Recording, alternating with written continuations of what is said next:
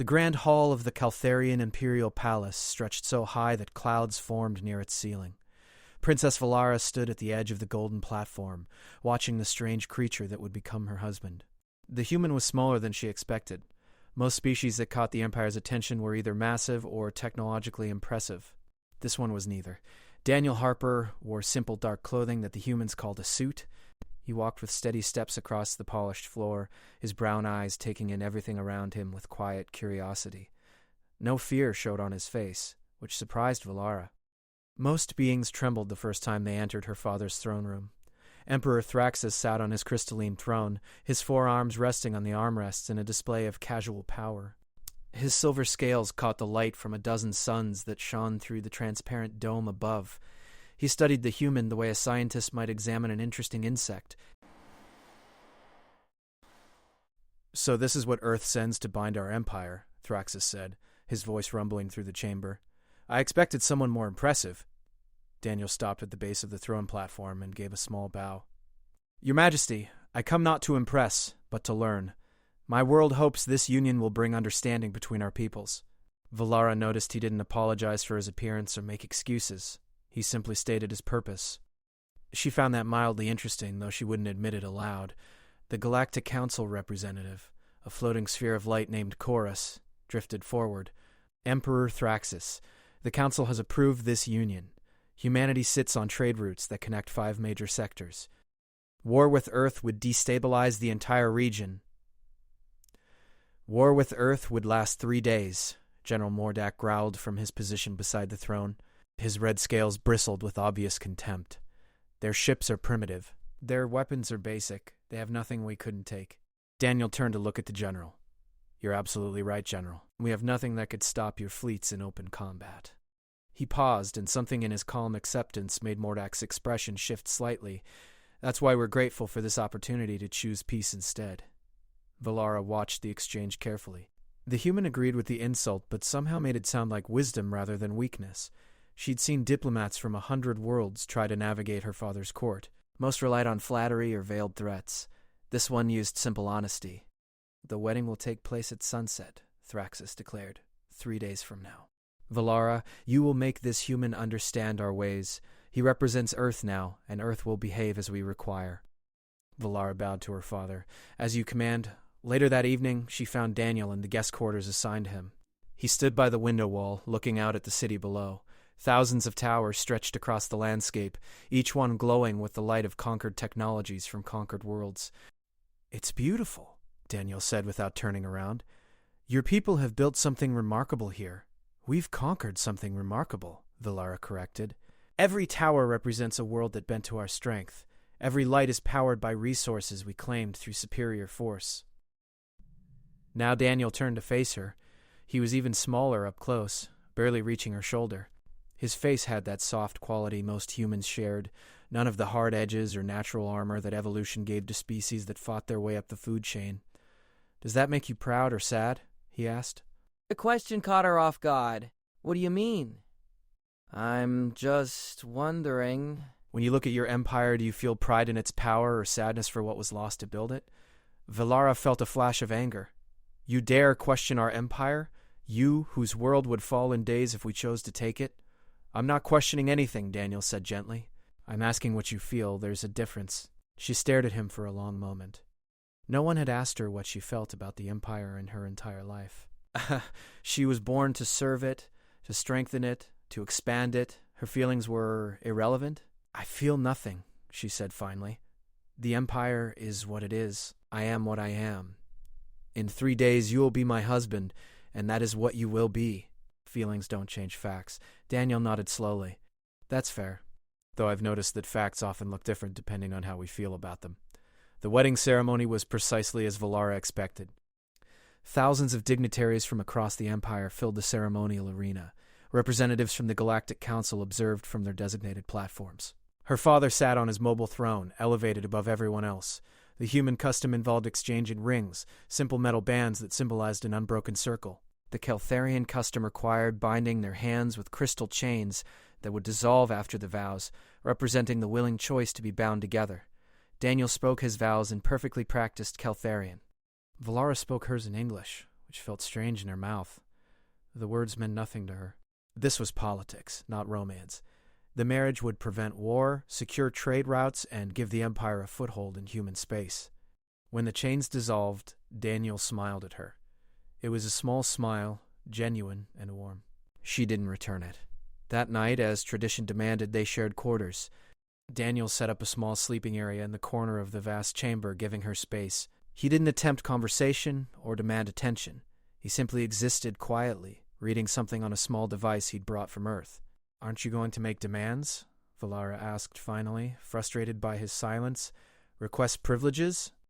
Ask for special treatment as the princess's husband?" Daniel looked up from his reading. "Should I want those things?" "Everyone wants those things. Power. Status. Access to the Empire's resources." "I have a comfortable place to sleep, interesting things to read, and a chance to learn about a culture completely different from my own," Daniel said. "What else would I need?" Valara had no answer for that. Over the following weeks, she watched him carefully. He walked through the palace gardens each morning, often stopping to examine plants brought from conquered worlds. He spoke kindly to servants, learning their names and asking about their homeworlds. He attended council meetings when permitted, always listening more than speaking. The strangest thing was how others reacted to him. General Mordak avoided him completely. Ambassador Krell from the Military Intelligence Division always left rooms shortly after Daniel entered. Even her father seemed uncomfortable when the human was present, though he never said why. Something about Daniel Harper unsettled the most powerful beings in the Empire. Valara intended to discover what that something was. 3 months passed since the wedding, and Valara found herself observing Daniel more than she intended. Every morning he walked the palace gardens at dawn, when the 3 suns first broke the horizon. She began joining him, telling herself it was simply to monitor the human and understand his patterns. "This flower is from Centaura Prime," Daniel said one morning, kneeling beside a purple bloom with silver edges. "Your empire conquered that world 40 years ago." "We liberated it from chaos," Valara corrected automatically. "The Centaurans were fighting among themselves, we brought order." Daniel touched the flower gently. "I've been reading the historical records. Before your arrival, Centaura had 17 different nations. After liberation, they had one government appointed by your empire. I wonder if the Centaurans preferred their chaos." "They prefer being alive," Valara said sharply. "Their civil wars were destroying them." "Maybe."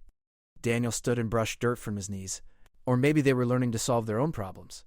Sometimes the messy path teaches more than the clean one."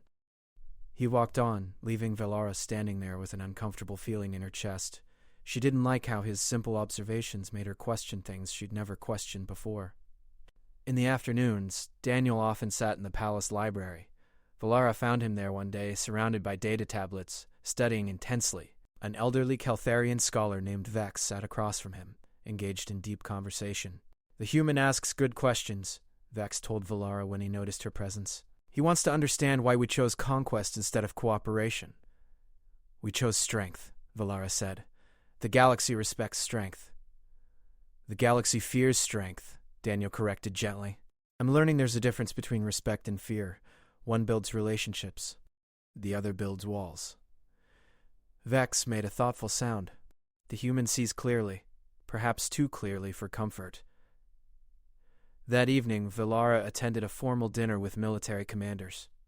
Daniel came as her husband, sitting quietly beside her as generals discussed expansion plans into new sectors. He ate little and said nothing until General Corvin directly addressed him. "Tell me, human, does Earth have warriors, or did your world send us a scholar because you have nothing worth fearing?" The table went silent. Every eye turned to Daniel. Valara tensed, expecting either an insult or a desperate defense. Daniel did neither. "Earth has warriors," he said calmly. "We've fought terrible wars. Millions died in conflicts that lasted years. We built weapons that could destroy our entire world." He paused, meeting Corvin's eyes directly. "Then we chose to stop. Not because we were weak, but because we finally understood that strength used to harm others eventually harms yourself."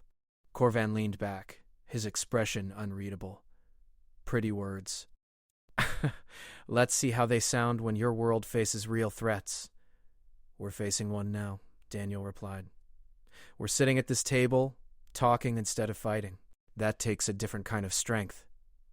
Later, Valara noticed Corvin left the dinner early, his face troubled. She'd seen the general face battle reports without flinching, but a conversation with Daniel drove him away. The pattern continued. Hardened soldiers became quiet around Daniel. Aggressive diplomats softened their positions after speaking with him. Even servants seemed calmer in his presence, smiling more and moving with less fear.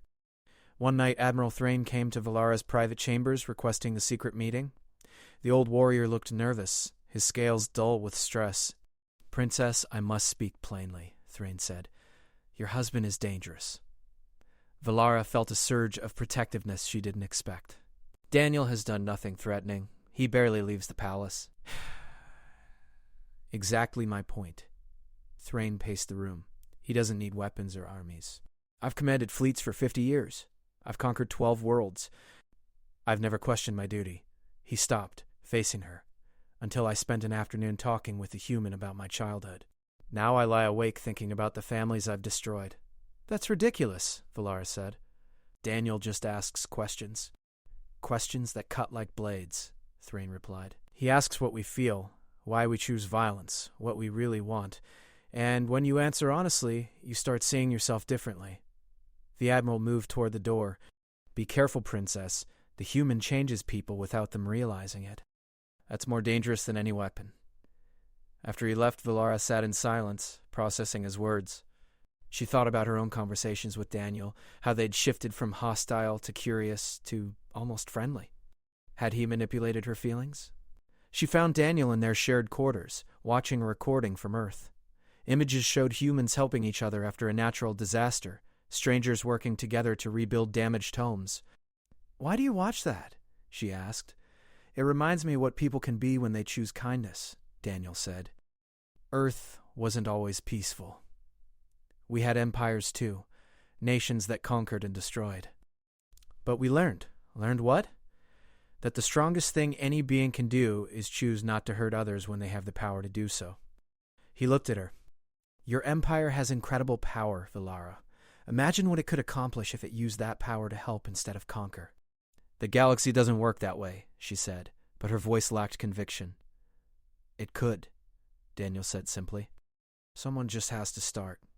The next day, a minor crisis erupted. Ambassador Zell from the Mantok sector accused a Caltharian trade official of theft. The official denied everything. Voices rose in the council chamber, and weapons were nearly drawn. Daniel stood and walked to the center of the room. He didn't shout or demand attention. He simply stood there, and gradually everyone fell silent, watching him. "Ambassador Zell," Daniel said quietly, "you're angry because you feel disrespected." "Is that right?" The ambassador's mandibles clicked with surprise. "The theft is the issue." "But underneath the theft, there's a feeling of disrespect," Daniel continued.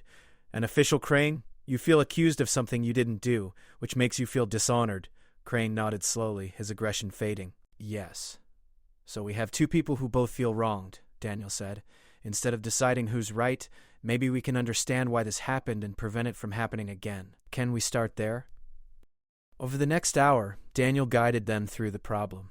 He asked questions, listened carefully, and helped them hear each other. By the end, they discovered a simple miscommunication about trade routes had caused the entire conflict. No theft occurred, just confusion and wounded pride. When they left peacefully, Valara stared at Daniel. "How did you do that?" "I just helped them talk to each other instead of at each other," he said. That night, Valara couldn't sleep. She thought about Thrain's warning, about how Daniel changed people. She realized he'd changed her too. She found herself questioning orders she would have followed blindly before. She wondered about the cost of conquest in ways that had never occurred to her. Was this manipulation? Or was it simply seeing clearly for the first time? She didn't have an answer. But she knew one thing with certainty. Daniel Harper was more dangerous to the Empire than any fleet, precisely because he was so gentle. The alarm system screamed through the palace at midnight. Valara jerked awake, her military training kicking in instantly. Explosions rumbled somewhere below, shaking the walls. Daniel sat up beside her, alert but calm. "What's happening?" he asked. "Stay here," Valara commanded, already moving toward her weapons cabinet. She pulled out her plasma rifle and combat armor. "Lock the door behind me." "Valara, wait." But she was already gone, running into the corridor, where palace guards rushed past in organized chaos. Captain Rin spotted her and saluted quickly.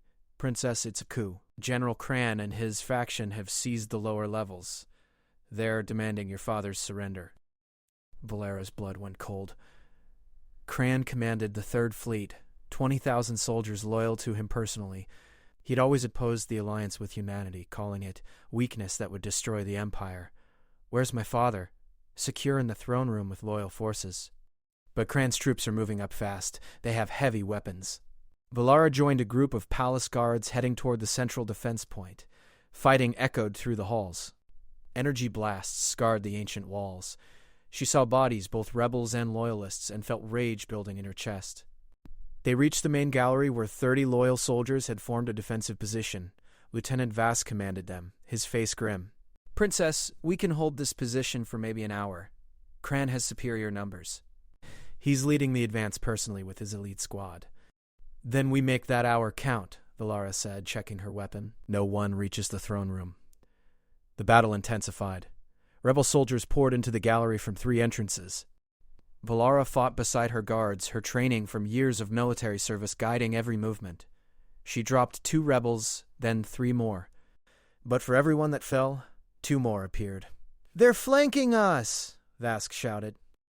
East Corridor. Valara turned and saw rebel troops emerging from a side passage. They were being surrounded. She made quick calculations and realized they couldn't hold. They needed to fall back to secondary positions. "Retreat to the throne room approach," she ordered. "Fighting withdrawal, stay together."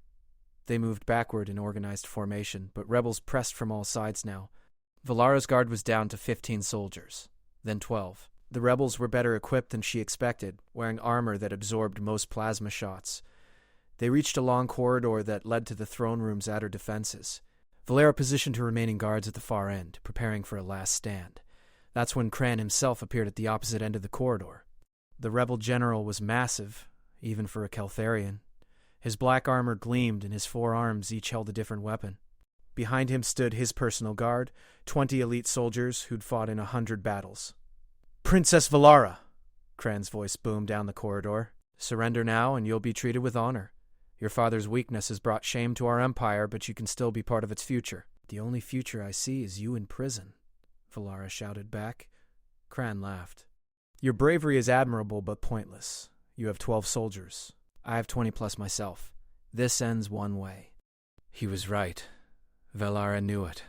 Soldiers knew it. They raised their weapons anyway, prepared to die defending their princess and their emperor. Daniel stepped into the corridor from a side door. He wore no armor, carried no weapons, just his simple earth clothing, looking impossibly small and fragile in that moment. He walked calmly to stand beside Valara. "Daniel, get back," she hissed. "You'll be killed." "Maybe," he said quietly, "but I can't hide while you fight." Cran stared at the human with obvious contempt. The pet human comes to die with his keeper. How touching. Daniel walked forward, away from Valara's position. He moved slowly down the corridor, placing himself between the 2 forces. Every weapon in the hallway tracked him, but no one fired. Something about his calm movement made everyone pause. "General Cran," Daniel said, his voice carrying clearly in the sudden silence. "Can I ask you something before this continues?" Cran's weapons didn't lower, but he didn't fire either. "What could you possibly ask that matters now, human?" "Why are you doing this?" The question seemed to surprise Cran. "What? Why are you trying to overthrow Emperor Thraxus? I'm genuinely curious about your reasons." Cran's face twisted with anger. "Because he's weak. He makes alliances with inferior species like yours instead of conquering them. He hesitates when he should strike. The Empire needs strength, not diplomacy." Daniel nodded thoughtfully. "I understand. You believe strength comes from conquest." "From being feared." "Can I ask another question? Do you have a family?" The question clearly caught Cran off guard. His weapons lowered slightly. "What does that matter?" "Just wondering. Most people fight for something they love, or someone they want to protect. I'm trying to understand what you're protecting." "I protect the Empire," Cran growled. "No, I mean specifically. Do you have children? A partner? Parents still living?" Behind Cran, one of his soldiers shifted uncomfortably. Valara watched with growing fascination as Daniel simply stood there, asking quiet questions. "I have 2 sons," Cran said finally, his voice less certain. "Both serve in the military. That must make you proud, Daniel said. What do they think about this coup? Do they know you're doing this? Cran's expression flickered. They understand the necessity. Do they, though? Daniel asked gently. Or did you tell them this was necessary and they believed you because you're their father? He paused. If you succeed tonight, if you kill everyone between you and the throne room, what kind of empire will your sons inherit? A strong one, Kron said, but his voice had lost its certainty. An empire built on the blood of people you served beside for years? Daniel gestured back toward Valara and her guards. These are Caltharians, too. They have families, they have children who'll grow up without parents if this continues. How does that make the empire stronger? One of Cran's elite soldiers lowered his weapon completely. Then another. Cran noticed and barked in order. Hold your positions. The human uses words to confuse you. I'm not trying to confuse anyone, Daniel said. I'm asking you to think about what happens next. Let's say you win. You become emperor. Other generals will see that coup succeed. How long before one of them tries the same thing to you? How long before your sons are fighting each other for power? Silence, Cran roared, but his weapons were lowering. Daniel kept talking, his voice calm and steady. You started this because you believe in strength. I respect that. But is killing other Caltharians really strength? Or is it just fear dressed up as courage? Another soldier lowered his weapon, then 3 more. Cran looked around at his elite guard with growing alarm. These were warriors he'd trained personally, soldiers who'd followed him into impossible battles without question. Now they stood frozen, weapons pointing at the floor, staring at the small human. What are you doing? Cran demanded. I gave you an order. Raise your weapons. The soldiers looked at each other. One of them, a scarred veteran named Torvak, spoke quietly. General, the human is right. My daughter asked me yesterday why we were preparing for battle inside the palace. I told her it was for the Empire's future. But what future am I giving her if I shoot Princess Valara tonight? The future of a strong empire? Cran said. But even he sounded uncertain now. Daniel took another step closer. General, I've read about your military career. You've won 43 major battles. You've saved thousands of Caltharian lives through brilliant strategy. You're a genuine hero of the Empire. Cran straightened slightly at the recognition. So I'm confused, Daniel continued.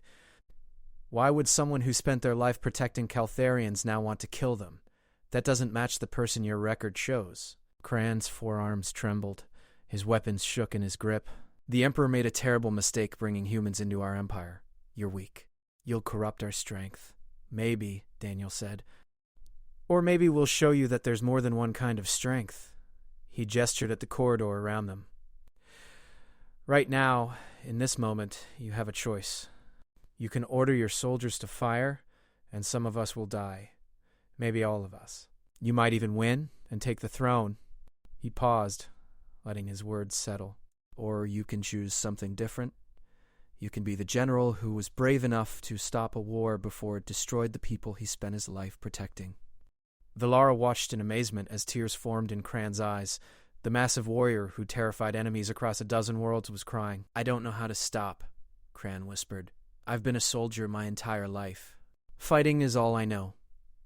That's not true, Daniel said gently. You know how to lead.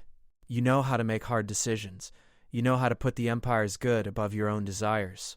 You've done all of those things before. You can do them now. Cran's weapons clattered to the floor. The sound echoed through the corridor like thunder. His elite guard immediately dropped their weapons too, the metallic sounds creating a chain reaction.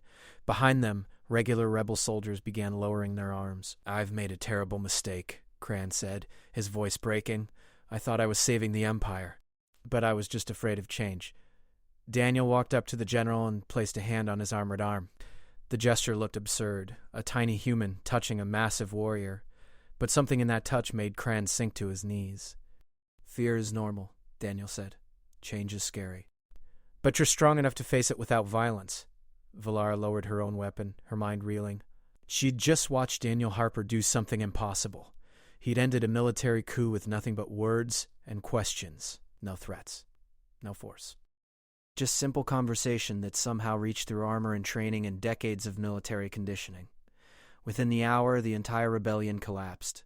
Rebel soldiers throughout the palace laid down their weapons. Many of them seemed confused about why they'd followed Cran in the first place. Others looked relieved that the fighting had stopped. Emperor Thraxus emerged from the throne room as his loyal forces secured the palace. He looked at the scene in the corridor, at Cran kneeling before Daniel, at the weapons scattered across the floor. "What happened here?" the Emperor demanded. "The human talked them down," Lieutenant Vask said, his voice filled with wonder. "He just talked, and they stopped fighting." Thraxus turned to Daniel, his expression unreadable. "You stopped a military coup with conversation?" "I asked General Cran to think about what he was doing," Daniel said simply. "He made the choice to stop on his own." The Emperor studied Daniel for a long moment. Then he ordered his guards to take Cran and the rebel leaders into custody. As they led the general away, Cran looked back at Daniel. "Thank you," the rebel leader said quietly. "You saved me from becoming something I would have hated." Later that night, after order was restored, Valara found Daniel in their quarters. He sat by the window looking exhausted. She'd never seen him tired before. "Are you all right?" she asked. "Physically, yes. Emotionally, I'm drained. That was intense." Valara sat beside him. "What you did tonight was impossible. I've never seen anything like it." "I just talked to him." "No," Valara said firmly. "You did something else. You reached inside him and changed how he felt." "That's not normal conversation." Daniel was quiet for a moment. "You're right. It's not normal. Not for most species, anyway." "What does that mean?" He turned to face her. "I need to tell you something." "Something the Galactic Council probably should have explained before the wedding." Valara felt a chill run down her spine. "Go on." "Humans have an unusual effect on other species. We don't completely understand it ourselves. Some scientists think it's related to how our brains process emotion and empathy.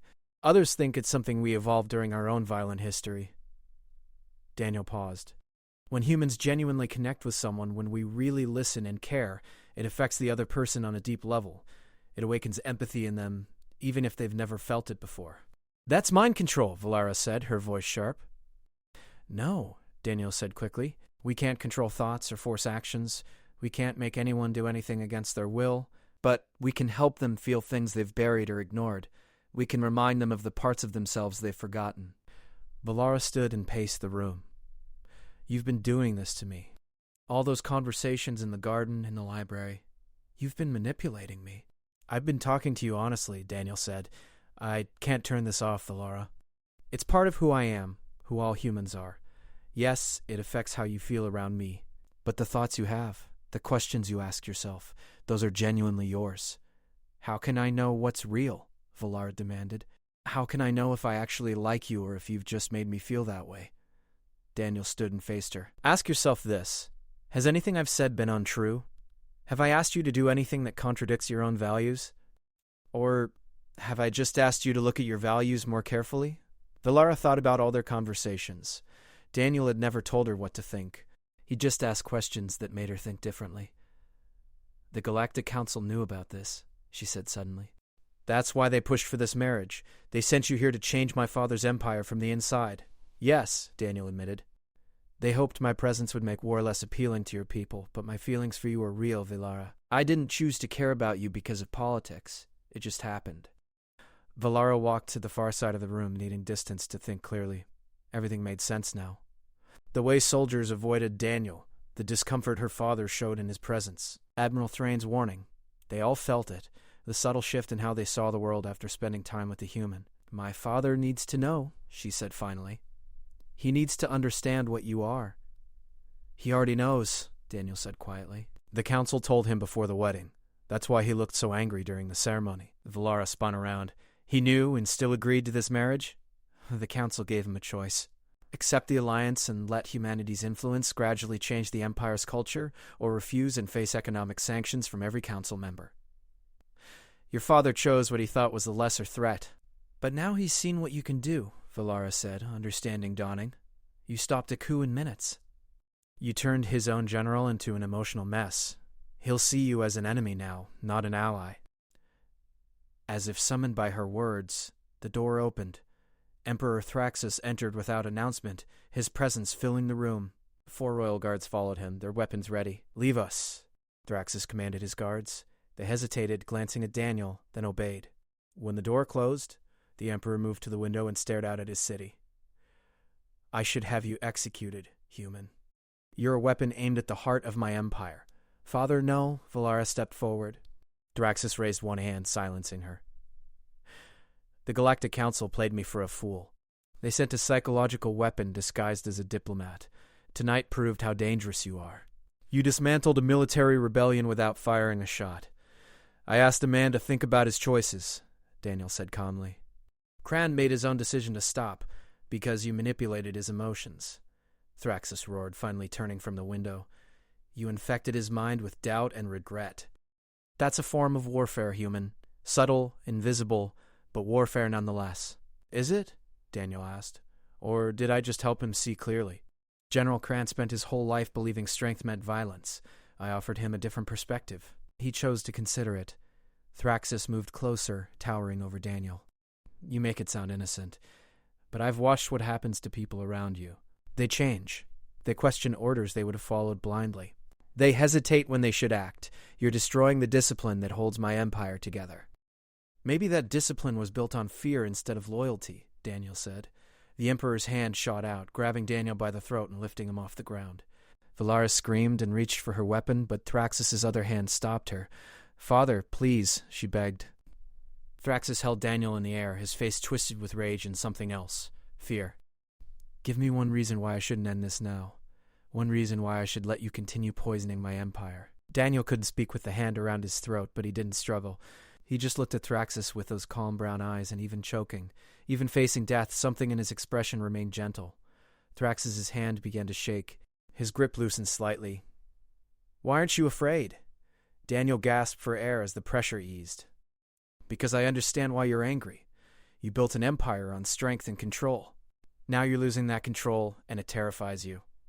I'm not terrified, Thraxus snarled, but his voice cracked. Yes, you are, Daniel said softly. You're afraid that if your people stop fearing you, they'll stop obeying you.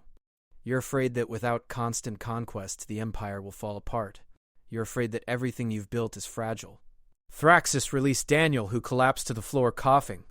The Emperor stepped back, his forearms trembling. You don't understand what holds an empire together, Thraxus said. You come from a tiny world with no real power. What do you know about ruling billions across hundreds of planets? Daniel stood slowly, rubbing his throat. I know that Earth had empires too. Rome, Mongolia, Britain. Dozens of others. They all believed they would last forever. They all thought strength and fear were enough. He paused. They were all wrong. Every single one collapsed eventually, because you can't build anything permanent on fear. Then what should I build on? Thraxus demanded. Love? Kindness? Those are weaknesses that enemies exploit. Respect, Daniel said. Real respect, earned through justice and fairness, not fear. An empire where people follow you because they believe in your vision, not because they're afraid of your weapons. Thraxus laughed bitterly. Fantasy. Beautiful fantasy from a naive species that's never faced real galactic threats. We faced ourselves, Daniel replied. Humans nearly destroyed our own world 3 times before we learned. We had weapons that could turn our planet into dust. We had hatreds that ran so deep, we killed millions over differences in skin color or beliefs or borders on maps. His voice grew stronger. We survived because we chose to change. We chose to see each other as people instead of enemies. It was the hardest thing we ever did, and it saved us. Valara watched her father's face as Daniel spoke. She saw something she'd never seen before. Her father was listening, truly listening, with an expression of desperate hope fighting against decades of certainty. Even if what you say is true, Thraxus said quietly, I can't just transform the Empire overnight. The military leaders, the planetary governors, the entire structure is built on the old ways. Trying to change it all would cause chaos. Then start small, Daniel said. Start with one planet. Choose a conquered world and give them real autonomy. Let them govern themselves while remaining part of the Empire. See what happens. They'll rebel the moment they have freedom. Maybe, Daniel agreed. Or maybe they'll appreciate being treated with dignity and become more loyal than they ever were under occupation. Thraxus turned to Valara. What do you think, daughter? You've spent months with this human. Has he infected you too? Valara chose her words carefully. He's made me question things I never questioned before. That's uncomfortable and sometimes frightening. But the questions are valid, Father. Tonight I was ready to die defending the throne room. But I never asked myself what we were really defending. An empire built on conquest? Or something that could be better? The Emperor was silent for a long moment. Then he moved to the door. I won't execute you, human, but understand this. If your influence destroys my empire, if your peace brings chaos and collapse, I will hold you responsible.